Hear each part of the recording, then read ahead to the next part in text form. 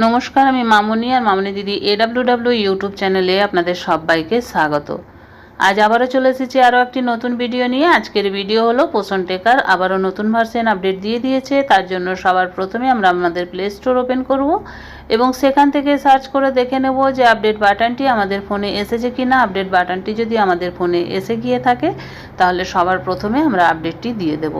Update দেওয়া হয়ে গেলে এখান থেকে আমরা দেখে নেব ভার্সনটি কত এসেছে এবং এই ভার্সনে আমাদের জন্য কটি আপডেট এসেছে এবং সেই আপডেটগুলো আমাদের জন্য ভালো না খারাপ এবং কি নতুন আপডেট এসেছে, যার জন্য আমি এই প্রশ্নটা করেছি যে আপডেটটি আমাদের জন্য ভালো না খারাপ।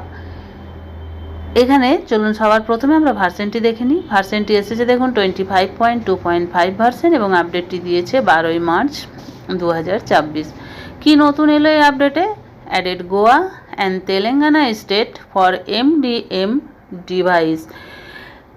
গোয়া এবং তেলেঙ্গানার জন্য রাজ্যের জন্য ব্যবহারকারীরা MDM ডিভাইস ব্যবহার করতে পারবেন বা সেই রাজ্যগুলোকেও এখন এই সিস্টেমের অন্তর্ভুক্ত করা হয়েছে। আগে হয়তো এই রাজ্যগুলো তালিকায় ছিল না, কিন্তু এখন এই রাজ্য দুটোকেও এই তালিকার অন্তর্ভুক্ত করা হয়েছে। 2 নম্বর আপডেটটি হচ্ছে remove address and pincode fields from SS app.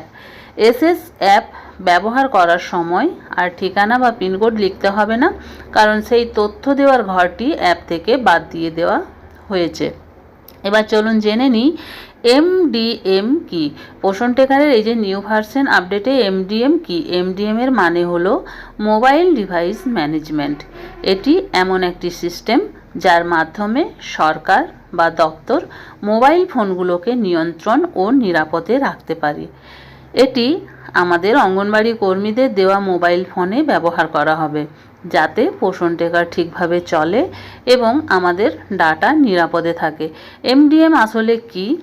MDM আগেই বললাম, মোবাইল ডিভাইস ম্যানেজমেন্ট হলো একটি সফটওয়্যার সিস্টেম যা দিয়ে অফিস বা সরকার অনেকগুলো মোবাইল ফোন একসাথে নিয়ন্ত্রণ, আপডেট এবং নিরাপত্তা বজায় রাখতে পারে। সহজভাবে বললে, আপনার ফোন সরকারি কাজের জন্য ব্যবহার করা হচ্ছে কিনা সেটা নিয়ন্ত্রণ ও পর্যবেক্ষণ করার প্রযুক্তি হচ্ছে MDM। পোষণ টেকারে MDM কেন চালু করা হচ্ছে? সরকার MDM চালু করছে কয়েকটি কারণে।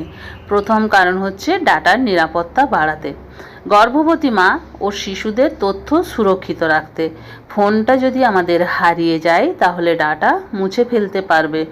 দূর থেকে ফোনটা লক করা হতে পারে বা ডাটা ডিলিট করা যাবে।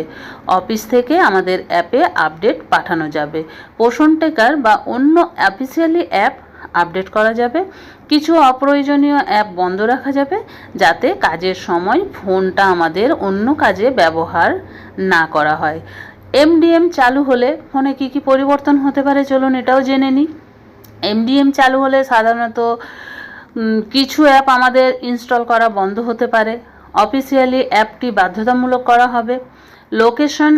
লোকেশনের ব্যবহারও মনিটর করা হতে পারে। ফোন হারালে, আমাদের ফোনটা যদি হারিয়ে যায় কোনো কারণবশত, তাহলে রিমোট লক বা ডাটা ডিলিট করা হবে। কিছু সেটিং আমরা নিজেরা পরিবর্তন করতে পারবো না। এরপরে একটি আমাদের মধ্যে ভয়ের কারণ হয়ে দাঁড়িয়েছে, সেটি হচ্ছে যে আমাদের ফোনে আমরা ফেসবুক, ইউটিউব বা হোয়াটসঅ্যাপ চালাতে পারবো কি, বা এগুলি কি চালানো যাবে? তার জন্য সব জায়গায় একই নিয়ম না হলেও হতে পারে। এর জন্য 3 ধরনের ব্যবস্থা থাকে। একটা হয়তো আপনার পুরো ফোনটি লক করা হতে পারে। দ্বিতীয়ত আংশিক নিয়ন্ত্রণ হতে পারে, হোয়াটসঅ্যাপ, ইউটিউব চলবে, কিছু কিছু অন্যান্য অ্যাপ বন্ধ থাকতে পারে। অথবা কোনো সমস্যাই থাকবে না, শুধু পোষণ টেকারটাকেই মনিটর হবে, বাকি সবই আপনার অন থাকবে। সহজভাবে বলা হচ্ছে যে MDM হলো এমন একটি সিস্টেম যা দিয়ে সরকার আপনার ফোনকে কাজের জন্য নিরাপদ এবং নিয়ন্ত্রিত রাখবে। তাহলে এবারে চলুন আমরা জেনে নিই যে MDF চালু হলে আমাদের কি কি অসুবিধা হতে পারে। সহজ কথায় দেখে নিই চলুন। ফেসবুক, ইউটিউব, হোয়াটসঅ্যাপ চলবে কি? অনেক ক্ষেত্রে চলতে পারে, তবে কিছু কিছু নিয়ম থাকতে পারে। পোষণ টেকার অবশ্যই চালু রাখতে হবে। ফেসবুক, ইউটিউব, হোয়াটসঅ্যাপ সাধারণত চলতে পারে, কিন্তু সরকার চাইলে আপনার কিছু অ্যাপ ব্লক করে দিতে পারে। এমডিএম চালু হলে কি কি অসুবিধা হতে পারে? আমাদের ফোনে কিছু অ্যাপ ইনস্টল করতে সমস্যা হতে পারে, কিছু সেটিং আমি নিজে পরিবর্তন করতে পারবো না, আমাকে লোকেশন চালু রাখতে হতে পারে, ফোন হারিয়ে গেলে অফিস থেকে লক করা যেতে পারে, অফিসের অ্যাপ ডিলিট করা যাবে না। সবচেয়ে বড় ভয় কি, আমরা অনেকেই ভয় পাচ্ছি যে আমাদের ফোন হয়তো পুরো লক হয়ে যাবে, কিন্তু সাধারণত পুরো ফোন লক হয় না, শুধু অফিসের অ্যাপগুলোকেই নিয়ন্ত্রিত থাকবে। তাহলে চলুন এবার জেনে নিই কীভাবে বুঝবো যে এমডিএম ডিভাইস আমাদের মোবাইল ফোনে চালু আছে। কি করে বুঝতে পারবো? এটা জানার জন্য আমাদের ফোনে ডিভাইস ম্যানেজমেন্ট বা device is managed by organisation লেখা দেখা যাবে। ফোনের সেটিংয়ে গেলে ওপরে সিকিউরিটি বা প্রাইভেসি অংশে লেখা থাকতে পারে যে this device is managed by your organisations. এটা দেখলে আপনি বুঝতে পারবেন যে আপনার ফোন এমডিএম এর অধীনে আছে। এরপরে আপনি বুঝতে পারবেন না যে কিছু অ্যাপ যেমন আপনি ডিলিট করতে পারবেন না, যেমন পোষণ টেকার বা অফিস থেকে দেওয়া অন্য অ্যাপ আপনি আনইনস্টল করতে গেলে হয়তো আনইনস্টল হবে না, ব্লক দেখাবে। কিছু সেটিং আপনি পরিবর্তন করতে পারবেন না, যেমন ডেভেলপার অপশন বন্ধ থাকতে পারে, আননোন অ্যাপ ইনস্টল বন্ধ থাকতে পারে, স্ক্রিন লক বা সিকিউরিটি সেটিং নিজে বদলানো কঠিন হতে পারে, ফোনে আলাদা ওয়ার্ক প্রোফাইল বা অফিস আইকন দেখা যেতে পারে।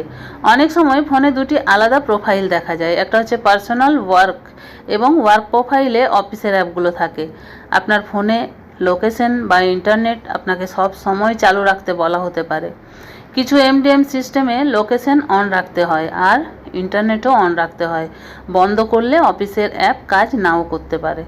তাহলে এই কয়েকটি জিনিস দেখলে আপনি বুঝতে পারবেন যে আপনার ফোনটি এমডিএম এর নিয়ন্ত্রণে চলে গেছে।